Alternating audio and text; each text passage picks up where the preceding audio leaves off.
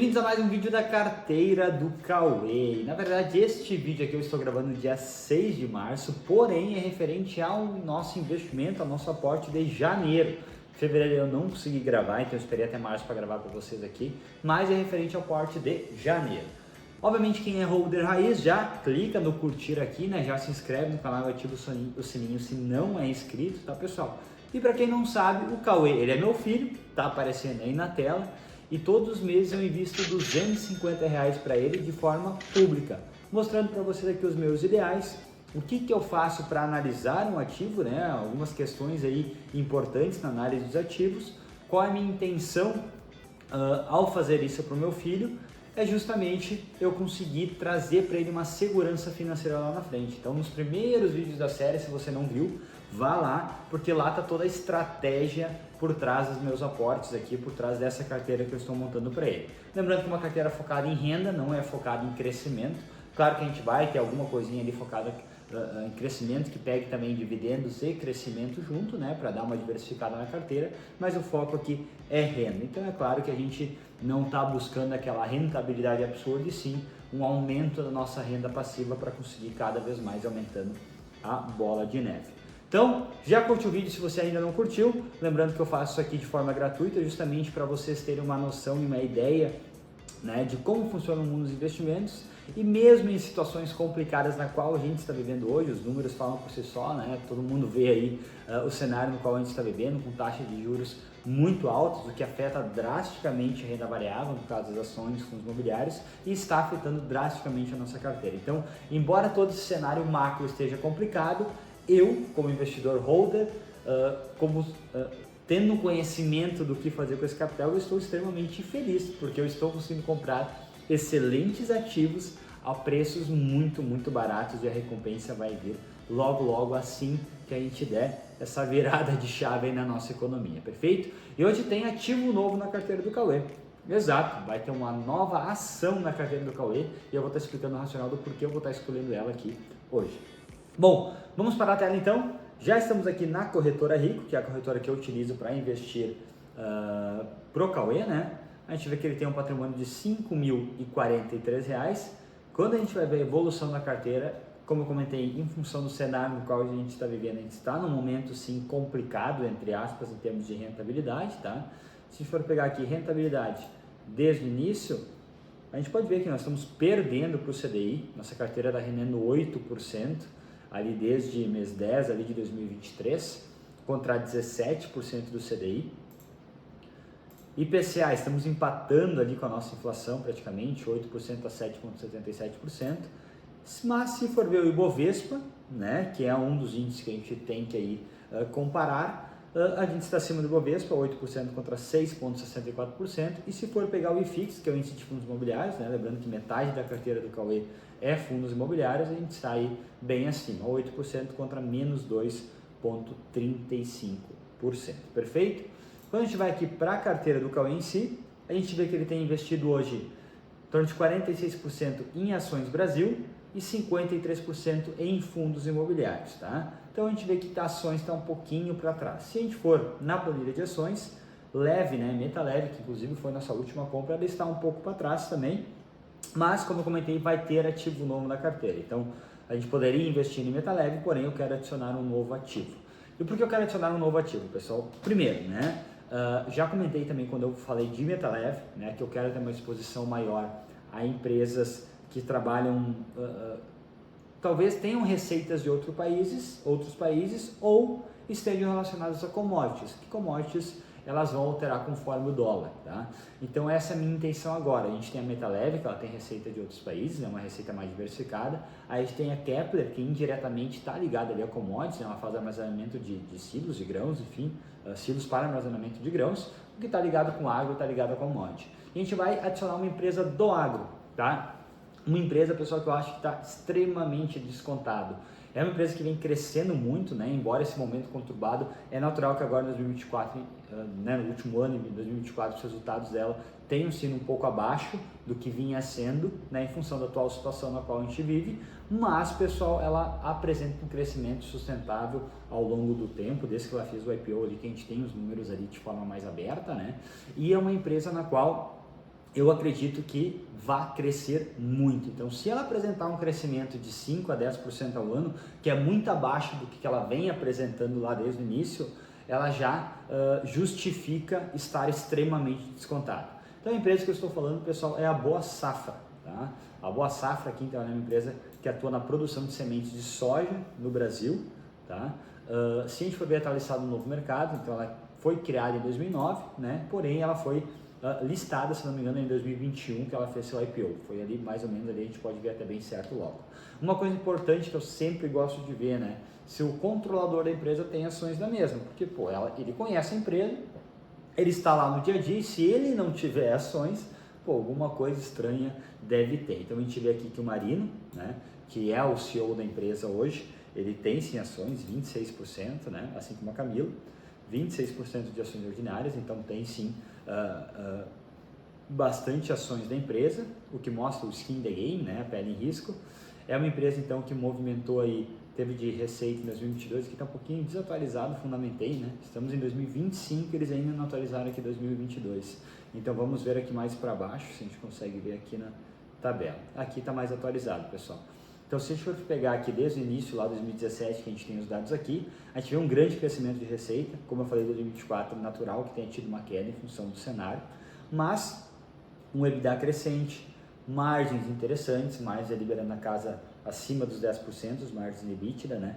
Lucro líquido crescente, margem líquida também interessante, e o mais interessante, na minha opinião, uma empresa que está em fase de expansão, né? Ela não ter dívida, tá? Isso, na minha opinião, é o mais importante de tudo. Então, ela tem mais caixa do que dívida, ainda mais no cenário de taxa Selic alta, então os juros da dívida acabam sendo muito caros. Então, se a empresa ela consegue crescer com suas próprias forças, vamos dizer, com seu próprio fluxo de caixa, né? É interessante sim, tá? Aqui tem a análise da empresa, beleza. Se a gente for ver aqui, pessoal, os resultados, a imagem, não sei porquê, pessoal, está meio ruim, tá? Mas se a gente for pegar a história de crescimento aqui, do patrimônio líquido, né, e for ver aqui a questão dos passivos que ela tem, de financiamentos de empréstimo, a gente vê que é um número baixo, seu patrimônio líquido é crescente, ela sempre mantém caixa, tá? Mas aqui quando a gente vê os ativos circulantes, os passivos destino do patrimônio líquido, a gente vê um crescimento do patrimônio líquido ao longo do tempo. Eu peguei só aqui o terceiro trimestre de 2024, mas se a gente for pegar anos anteriores, a gente vê esse crescimento do patrimônio líquido, tá? A gente vê que ela sempre teve caixa, tá? Quando a gente vai para a parte dos passivos, que são as dívidas aqui, né? Financiamentos e empréstimos são dívidas bem pequenas, então é pouco valor que isso representa, tá? Porque eu sempre comentei já com vocês que a dívida mais complicada é quando é dívida bancária. A dívida com fornecedores, não que não seja importante, óbvio que é, mas os fornecedores eles têm muito mais intenção de que a empresa continue produzindo, obviamente, para eles continuar vendendo para ela. Então tem uma margem de negociação muito melhor do que bancos. Bancos já é muito mais complicado. Então eu sempre gosto que quando a empresa tem alguma coisa de dívida, que pelo menos com financiamentos e empréstimos seja uma dívida bem baixa, tá? Que é o caso aqui da Boa Safra, tá? Um patrimônio líquido crescente ao longo do tempo, já comentei sobre isso, né? Sempre tem alguma coisa de reserva de lucros, tá? De lucros acumulados, tem ações de tesouraria, reservas de capital. Então, pessoal, é uma empresa que está extremamente saudável e, na minha concepção, pode crescer muito, tá? Não só o crescimento da empresa em si, não só o valuation no qual ela se encontra. Se a gente for pegar aqui a questão de valuation, pessoal, está sendo negociado a um índice preço-lucro de 5,2 vezes, tá? Extremamente descontado, tá? Extremamente descontado mesmo, né? E essas empresas que são as empresas, pessoal, que ainda têm um foco de crescimento muito grande, porque elas são pequenas de certo modo, quando a gente vira para um mercado de alta, vira para um cenário econômico muito mais promissor, essas empresas elas tendem a ser negociadas a múltiplos muito mais altos do que empresas mais consolidadas. Então, uma empresa dessas, no momento atual, no qual 2024 foi um ano desafiador para ela está sendo negociada a múltiplos extremamente baixos, faz com que me dê uma certeza, entre aspas, né, de que ela vai crescer muito. Né? Como eu comentei, se ela manter um crescimento de 5 a 10% ao ano, que é muito menor do que o crescimento que ela teve desde o início, tá? Ela já está extremamente barata. Então, se esse crescimento for muito superior ainda, a gente tem um potencial de multiplicação muito grande. Tá? É uma empresa que, apesar de ser focada também em crescimento, ela paga bons dividendos. Então, lembra que eu comentei que o foco da carteira do Cauê é em renda, tá? Porém, essas empresas do agro, elas normalmente, no momento de cenário bom, né, elas pagam bons dividendos, tá? Então aqui eu vejo uma possibilidade de um yield on cost muito alto ao longo do tempo. O que é o yield on cost? É o pagamento de dividendos sobre o valor que eu paguei a ação. Então a gente conseguindo comprar ela barata, eu acredito que mesmo que esse dividend yield daqui a pouco não seja de 9% ao ano, ao longo do tempo, ou na média ali de 5, 6% ao ano, seja um dividend yield de 3, 4% ao ano, por eu ter pagado muito barato, né, ter pago muito barato, eu consigo ir a um custo muito alto amanhã depois. Então, isso que eu também procuro nessa empresa aqui. Quando a gente vai para o crescimento, como eu falei, né, o seu crescimento é muito grande, muito forte. Se nós for ver o CAGR de receita nos últimos 5 anos, de lucro operacional, de lucro líquido, enfim, lucro por ação, é um crescimento muito forte mesmo, tá? Alavancagem, já comentamos sobre isso, também baixíssima, tem bastante capital, bastante dinheiro em caixa, tá? Então, é uma empresa que eu acabo gostando muito. E outra coisa, pessoal, que faz com que eu também ache que não só a empresa vai crescer, né? Eu sempre gosto de ver o macro, no caso, o que ela faz. Pô, hoje ela produz comida, vamos dizer assim, né? E a gente sabe, pessoal, da demanda por comida ao longo do tempo. Com o crescimento da população mundial, a gente vê aqui que o crescimento para 2030 se espera 8,6 bi, para 2050 para 9,8 bi, esse pessoal tem que comer, obviamente. E o Brasil, eu já falei várias vezes, o Brasil tem o ouro da década, que é a comida. Tá? O Brasil tem terras para plantar, o Brasil tem clima favorável para plantar, o Brasil tem uma situação muito boa frente a outros países no mundo, quando relacionado a plantio, quando relacionado à produção de comida, vamos colocar assim, né? Se for comparar com outros países como China, como Estados Unidos, como Rússia, enfim, algum país sempre tem um porém. Ou não tem terra, ou a terra que tem não é favorável para o plantio, ou o clima não é favorável para o plantio. Então o Brasil tem tudo isso aqui. Então eu acredito sim que a gente vai cada vez ser uma referência maior na produção de comida. Além disso, a produção de soja, né, vem crescendo forte ao longo do tempo e se espera que ela siga crescendo. Então se a gente for pegar aqui a produção, o consumo e o estoque mundial de soja, a gente vê um crescimento lá desde 2010, né? Um crescimento bem interessante que, na minha opinião, vai se manter ao longo do tempo, tá? Então, por isso, eu quero adicionar soja hoje na empresa do Cauê, tá? Vou adicionar hoje na empresa do Cauê. Uma coisa que eu não mostrei para vocês, que eu, na verdade me esqueci, é os proventos do Cauê, né? A gente sempre fala que o nosso objetivo aqui é ter um crescimento sempre dos proventos. Como a gente já está investindo ali desde o mês 10 de 2023, a gente já consegue comparar uma base anual. Então, por exemplo, se a gente for pegar o mês de janeiro, na verdade, ali, né, de 2025 e comparar com janeiro de 2024, a gente teve um crescimento bem interessante dos proventos, de R$ 14,24 para R$ 40,26 em janeiro de 2025, tá? Então, foi um crescimento muito bom, é o que a gente espera, o que a gente quer aqui, né, ter um crescimento dos dividendos ao longo do tempo, que é o objetivo principal da carteira do Cauê, porque esses dividendos depois vão virar a mesada dele, perfeito? Bom, quanto eu vou atribuir agora, pessoal, de peso para a Soja 3, tá? Vamos lá, a Soja 3 na verdade é uma empresa, como eu comentei, carrega um risco um pouco maior pelo tamanho dela, né? Então, eu já tenho a Kepler, que é ligada à commodity, né, ligada ali ao agro, então eu tenho que levar isso em consideração na hora que eu for colocar o peso. Então, o que eu vou colocar aqui, pessoal? Vou baixar um pouco o percentual de Kepler, tá?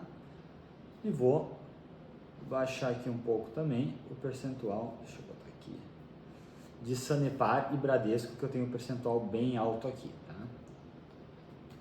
Então o pessoal vai manter assim, 30% Sanepar, 30% Bradesco, 13% Kepler, 15% Metaleve e 12% Soja 3. A princípio esse é o percentual que eu vou alocar nesse momento para essas empresas, tá? Então vamos para a Rico, vamos abrir o Home Broker aqui, lembrando que a gente tem o capital, vamos ver quanto é que a gente tem aqui para investir, R$291, que são os R$250, pessoal, mais os dividendos recebidos de janeiro, né? Lembra? Mais 40 com 26.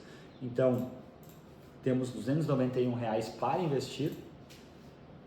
Vamos abrir o Home Broker vamos por aquela aqui, soja 3F, né, pessoal? Que na verdade é fracionário. Então, por exemplo, não é múltiplo de 100. Soja 3F, ok. Eu tenho 200 e, já me esqueci, R$291. Vamos lá então. Vamos colocar... Vai dar em 28 por aí? É, vai dar 28. Vou colocar mercado, colocar assinatura eletrônica, validar e comprar. Ok. Ordem executada, pessoal. Comprei 28 soja 3. 28 soja 3. Feito, galera, mais uma compra realizada. Então a bola de neve na carteira do Cauê está cada vez ficando maior, né? A gente está conseguindo aí diversificar um pouquinho mais a carteira do Cauê, e essa carteira, pessoal, podem ter uma certeza absoluta que vai render vários frutos positivos ao longo do tempo. Lembrando que nenhum ativo aqui é recomendação de investimento, você tem que investir com suas próprias convicções. A ideia disso aqui é trazer fins educacionais para que você entenda o racional, aí alguns pontos racionais por trás de cada decisão que a gente toma. Feito, galera! Não esquece, curta esse vídeo e encaminha para o amigo de vocês. Valeu!